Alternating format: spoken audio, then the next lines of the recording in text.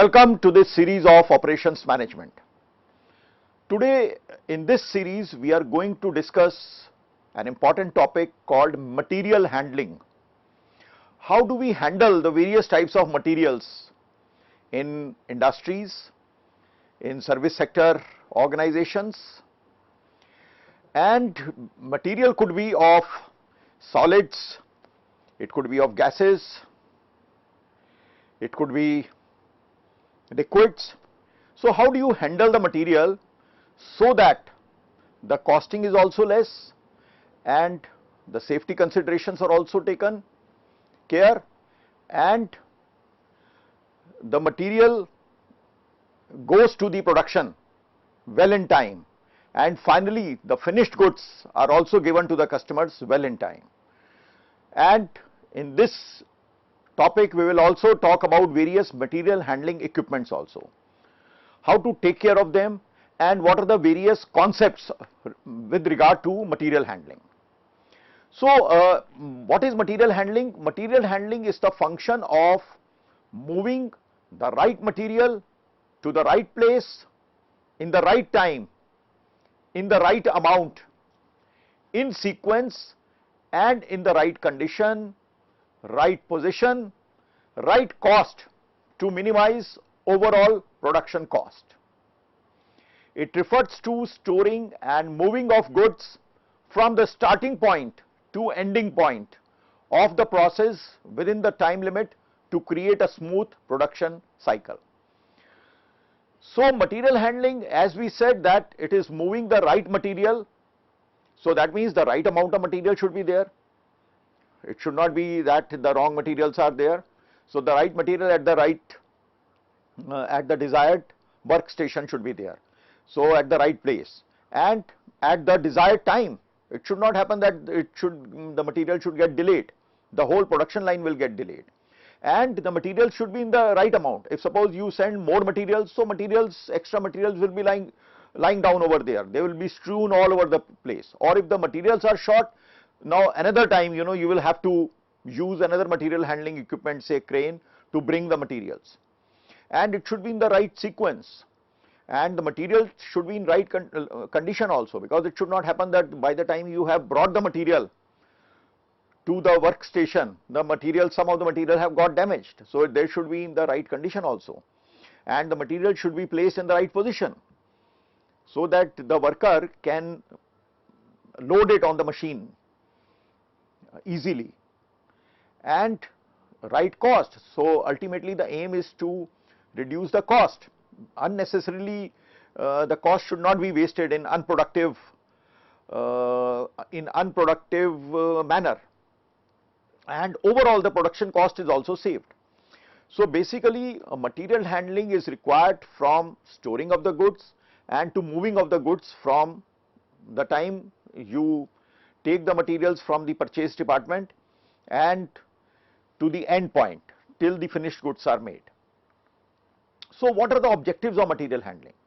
The objectives of material handling are reduction in wastage of machine time, reduction in manufacturing cycle time, then to avoid disruption in production schedules, then to ensure safety and safe working conditions, to ensure customer satisfaction, and proper material handling also enhances productivity and avoids high cost. So it should not happen that machine time is wasted. If because of want of materials, if the materials do not come in time, the machine will remain idle. So it will waste the time of the machine. And overall, if the time of the machine is wasted, overall it will take more cycle time to complete a particular task. So the manufacturing cycle time is also increased otherwise. So our aim is to reduce the manufacturing cycle time. And unnecessarily, because of want of materials, the production schedule is also disturbed. So we have to avoid that. And the material should also be transported in a safe manner. The material should also not be deteriorated or damaged. At the same time, the workers, the people, the personnel who are handling these materials also should not get any injury while handling the materials, while loading or unloading of the materials. So the goals of material handling is to reduce unit cost of production, and also it helps to maintain and improve the product quality, and as I said earlier, our aim is to reduce the damage of materials also. So ultimately it promotes productivity. So in the earlier series we have been talking about productivity, which is output upon input. So here, if your output is also streamlined and your inputs are less, so material should flow in a straight line. Material should not flow in a zigzag manner. Material should not backtrack. If you are handling the materials twice or thrice, that is unproductive things. So unnecessary, that that is not giving any result to you. So ultimately your productivity will be affected, and you should try to mechanize material handling. Today industries are also automating the material handling part in order to ensure more productivity. Then another goal of material handling is to promote increased use of facilities. So whatever facilities, space we are having, whatever layout we are having, we should make use of our space. So for example, if you want to stack the goods, you can stack them vertically one over the other, so that you can make maximum utilization of the space. And you should reduce tire weight or tar weight. Tar weight is, you should reduce the weight of the packing materials, and inventory control is also a very important step in the goals of material handling. Now, what are the other importance of material handling? Importance of material handling is that it saves non-value added time. So non-value added time means that it saves unnecessarily, the operator is waiting for the materials, he is taking more time in loading and unloading of the materials on the machine. So that is a non-value added time. So one has to reduce that. So one has to reduce the wastage, and one has to ensure that there is less congestion within the factory premises. Unnecessary, because if the materials are lying one over the other, there is no space to move the materials also, there is no space for the workers also to move inside the factory. So we have to reduce that congestion also, and we have to ensure that the cost efficiency should be increased, and we should be able to provide better customer services. How can we provide better customer services? By lowering the operating cost. If the operating costs are low, ultimately the final product cost will also be low. We have to produce quality products, because if material is damaged in between, so we will not be able to produce quality products. And we have to ensure that we are able to give timely production. So if timely production is there, then customer satisfaction will be there, the material will go in the market in time, and the cost is also reduced. So what are the various kinds of material handling equipments about which we want to talk about? So there are transport equipments inside the factory. For example, we will show you this slide. So transport equipment means industrial trucks, automated guided vehicles, AGVs, monorails, conveyors, cranes and hoists. There can be storage system for example, bulk storage, rack systems, shelving and bins, drawer storage, automated storage system. Then there are unitizing equipments like palletizers. Then there are identification and tracking systems like RFID systems, or infrared systems are also there. So for example, you will see, like external, in the external and ecosystem, there are trucks which take the material from the suppliers to the service station or to the factory. Then there are some equipments like you have conveyors, you have forklifts, you have automated guided vehicles. So these are these are some systems which move products from 1400 feet away. So there are other factors in material handling, like there are equipment layouts are also very important, equipment quantities are also important, time studies are also important. So let us see the pros and cons of each option. For example, you see on this slide, this is a conveyor system. So in this conveyor system, there are rollers in between, and when this moves, you can move the material, you can move very heavy materials on these conveyors. So currently also you are seeing some very heavy, column being moved from one place to other place. So what are the conveyor pros and cons? What are the benefits of conveyors? You can handle very high volumes on these conveyors. And what are the demerits of conveyors? So many times it can exceed expected throughput. It can divide the facility because it needs huge space. And sometimes it may be difficult and costly to modify. And sometimes it may be difficult to add automation for other processes. So because, as I said, it takes huge floor space, it may hinder use of floor space.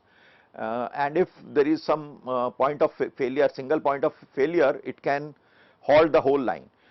However, conveyors are used extensively in large industries because heavy goods can be transported from one point in the factory or in the service space to the other place. So I'll show you this slide, which is forklifts. So here a driver sits. It's based on the automobile technology. So there is an engine, and then there is a fork at the front. So the operator can lift very heavy goods on it and can transport it and can drive it from one place to the other place in large facilities. Now, what are the benefits of these forklifts? There is no building modification is required.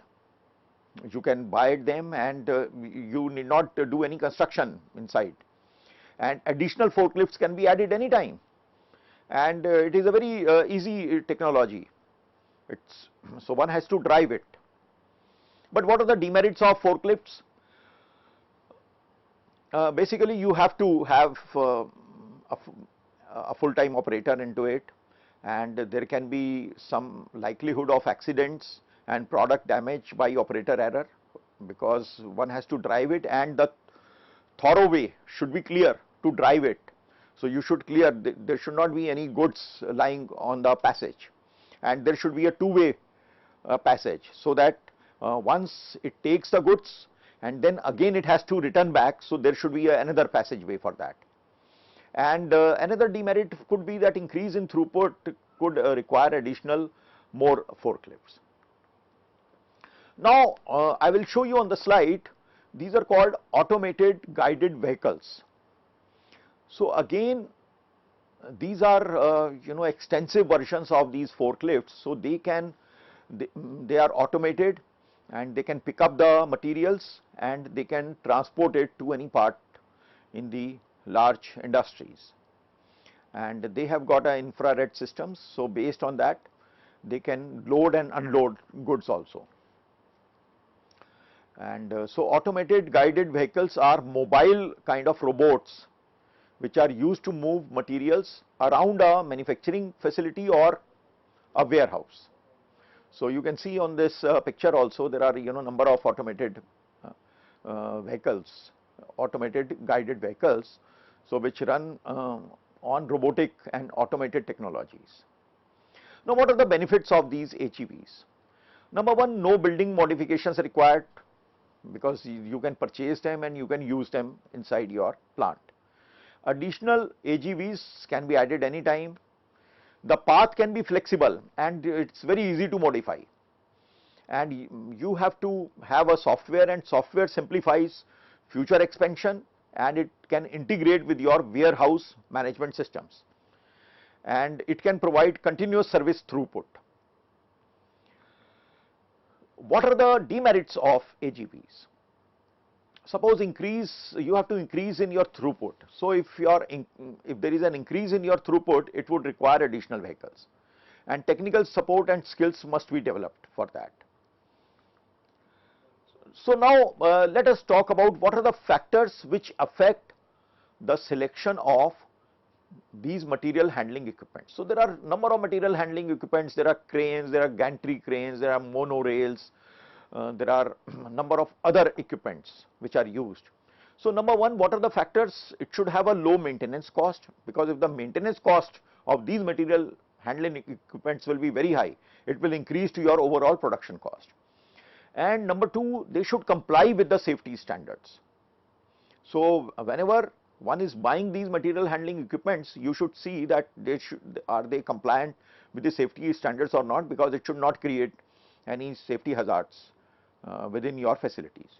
Then what will be the operational environment when you buy these material handling equipments? What kind of changes in layout you may have to make? What kind of different construction you may have to undergo? So those factors should also be considered.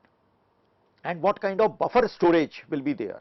Suppose you want to have material handling equipment, so what kind of buffer storage can be there in those, through those material handling equipments? Then what is the effective use of operating time while using these equipments? So that criteria should also be taken. And what is the nature of operations they are doing? Are they lifting the materials upwards? Are they just transporting the material from one place to the other?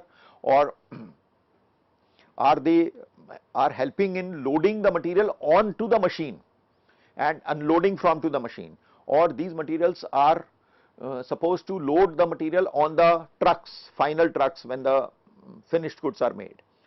So you have to see those factors also. Then you have to see what are the other engineering factors related to it. So what kind of training will be required, what kind of expertise an operator is required to run those material handling equipments. And then you have to also see what is the equipment reliability, because if the material handling equipment's life is very short and it will not be of much use to you, then reliability also means that if it damages the material, if it causes injury to the people over there, because the injuries can be very fatal also. So you have to work on the equipment reliability also. So you have to also consider material handling system design. For example, your materials can be solid, your materials can be liquid, your materials could be gases. So accordingly, the material handling equipment should be to adjust for liquid, gases or solids. Then you have to, whenever you are planning for your material handling equipments, you have to also consider the size. What is the size of the material that you have to handle? What is the volume of the material? For example, what is the length of the material? What is the width of the material? What is the height of the material? So accordingly, the decision to select and to buy the material handling equipment will be based on the physical state, on the size of the materials to be handled, on the weight of the materials to be handled. For example, weight per piece, weight per unit. Then it will also depend on the shape. Suppose it is a circular shape materials, so you will have to have different kinds of forklifts, different kinds of cranes. If it is a rectangular shape, etc. Then round shape, square shape. Then you have to, some materials could be very hot, in very hot condition. For example, the materials can also be a molten metal. It could be very cold. It could be a wet material. So accordingly, you have to see the safety risk and risk of damage. Then some materials could be explosive materials, some materials could be flammable material or toxic material, or some materials are very fragile materials. So accordingly, the material handling will differ, the material equipments will also differ, the planning will differ, the design of your layout will differ accordingly. So those are the considerations which one has to take. Then I will show you this slide, that what are the considerations in material handling system design. So for example, on y-axis we are showing quantity of material moved. So if it is, the quantity of material moved is very high, then you have to use equipments like conveyors. If the quantity of material is low, then you can use, for example, material handling hand trucks or small materials handling equipments. Then if your distance moved is very long, then and the quantity of material moved is also high, then you have to use conveyors or AGVs, automated guided vehicles. If the quantity of material is low but the distance moved is very high, then you can use power truck or unit load AGVs. Now, what are the other considerations in material handling system design? See, you have to consider the plant layout also. In your earlier series, you have studied about plant layouts. So, if suppose your plant layout is a fixed position layout. So, what is fixed position layout? In which you are working on large products, like somebody is making a ship, somebody is making a airplane, somebody is doing a construction work, somebody is laying down the rail lines, somebody is installing a turbine. So, in that case, the characteristics of fixed position layout are you have large product size and you have low production rate. So, what should be the typical material handling equipments? You can have large cranes, you can have large hoists, you can have industrial trucks. On the other hand, if your plant layout is say process layout. So, what is process layout here? What is the characteristic of process layout here? There is variation in products and processings, and you have low to medium production rates. So, basically all the departments are fixed and the material can have different routes. So, here in terms of material handling equipments, you can have hand trucks, you can have forklifts trucks, you can have AGVs, automated guided vehicles. Now, suppose your plant layout is a product layout. So, what is a product layout? Here there is a fixed design of the plant where the material moved in a predetermined condition. So, you have limited product variety but you produce high production, you have a high production rate. So, what kind of material handling equipments you can have? You can have conveyors for product flow, you can have trucks to deliver component, you can have AGVs here also, you can have forklift trucks over here, you can have monorails, you can have set automated system, you can have robotic based material handling equipments over here. Now, I will show you another slide as to what is the time spent in material handling. So, for example, you see this horizontal lines where we are trying to show that time on machine. It's a typical diagram, it's just for illustration. For example, it has been seen in some of the industries that the actual time on machine spent is 5% and the remaining 95% of the time is used for moving or waiting. So that means material handling consumes 95% of your time, and within this 5% of the time which you are using for machines, in this 5% also 30% of the time is, say for example, used for cutting, and remaining 70% of the time is used for loading the materials, positioning of the tools, gauging, etc. So, time of the machine out of 5%, you are using, out of that 5% also you are using 30% of the time on the machine. This is just an example of a typical factory. So, therefore, there is a challenge to reduce this 95% of the time which is used for moving and waiting. So, if we can use more time on the machine, and out of that time on the machine also if we can use more time, productive time. So, therefore, it's but obvious that we should be spending less and less time on moving and waiting, and therefore this tells you the importance of material handling equipments. Let me show you some equipments. See, this is a crane which is showing you it's lifting materials. So, it can lift very heavy materials, it can lift them, and there is a place for the operator, and it can lift it to great heights, to multi-story buildings also. So, you must have seen these kind of cranes on the roads also sometimes when there is some construction work is going on. So this will give you an idea about some of the material handling equipments. Then these are other pictures of some forklifts, different kinds of shapes. Some are manual, some are operated mechanically by your operator. So you can use it to handle different types of material, light materials, medium weight materials, heavy materials. These are some other pictures wherein you can use manually, you can put the materials on them and you can take it from one point to the other point within the factory. Then this is another illustration that how this operator has put some boxes at the top and some boxes at the bottom. So there is a place so that one can make optimum utilization, and there are wheels given at the bottom, so one can just drag them from one place to the other, roll them from one place to other. So not much manual labor also will be required.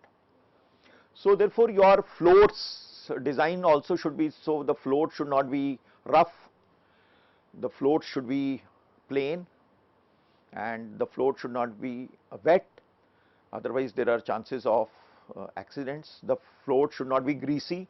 So therefore, you know, a lot of things we can see from this picture, that today the factory's floor should be neat and clean, and they should be clear of any congestions also. Then so therefore we will say that material handling equipments are very important, and before purchasing any material handling equipments you should ensure that the passage should be clear, there should be proper layouts, your people should be trained to handle those equipments,